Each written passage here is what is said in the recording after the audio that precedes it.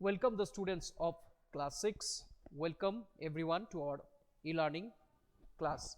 And today in our social science geography class, we are going to discuss the last subunit of your chapter 5, and the name of the chapter is the major domains of the earth. And today's subunit we are going to discuss, that is mentioned in the board, that is biosphere, the domains of life. Okay, the domain of life.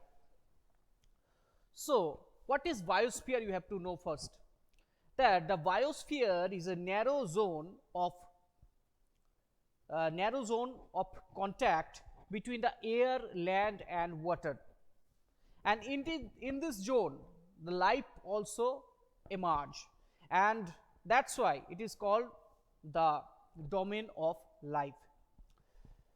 So, there are several species and organisms that vary in size from microorganisms such as protozoa as well as bacteria to huge mammals such as the whale and the elephants, including the human beings, all linked to each other and to the biosphere for survival, and that's why it is called the domain of life, the biosphere. So, the organisms in the biosphere may broadly divided into two parts. One is the plant kingdom and another one it is the animal kingdom. And this other three domains such as the lithosphere, biosphere and hydrosphere of the earth, they interact with each other in this domain, means in biosphere, and affect each other in some way or other. Such an example that the cutting of forest, deforestation, it also results in the wearing away of the soil, and clearing land for agriculture also lead to the first removal of soil from the slopes. And similarly, earthquakes also changed the surface of the earth,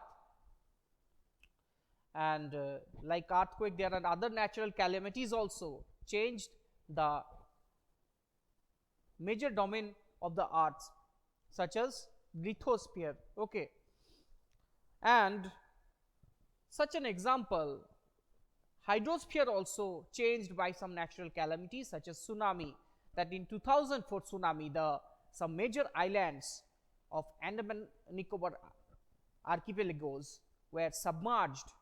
Okay,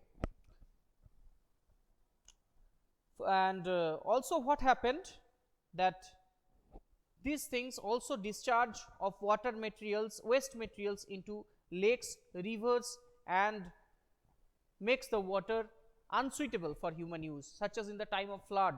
Okay, the water bodies, the drinkable water bodies, they were totally polluted in the time of flood. Okay, so that's why it also damages all forms of life living on the sweet water, on the ponds, on lakes, or on the rivers.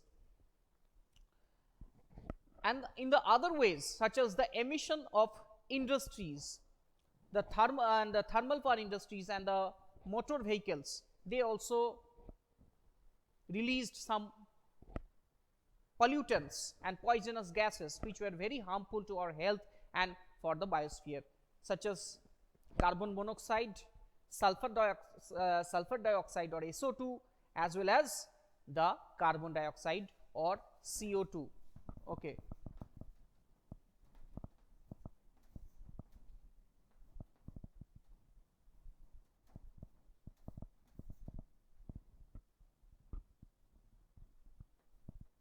So, these type of gases are very, very dangerous for our health, and when the carbon dioxide also present in our air, but when the amount of carbon dioxide increased on a particular level, okay, then what happened? Then the temperature of the earth increases, because all those gases actually create a layer which prevent the earth to release its temperature on night. Okay, so such as earth receives the heat in the daytime and release the heat in the night time. But what happened, all those gases creates the extra gases, they create a layer, so the extra heat cannot be released, could not be released. Okay, so and this creates the increase in the global temperature, and that's why that particular incident, this particular thing is termed as global warming. Okay, you may heard about it, global warming. Okay, so remember this terminology carefully, and there is thus need to limit the use of resources of the earth and to maintain the balance of nature between the domains of hydrosphere, lithosphere and atmosphere.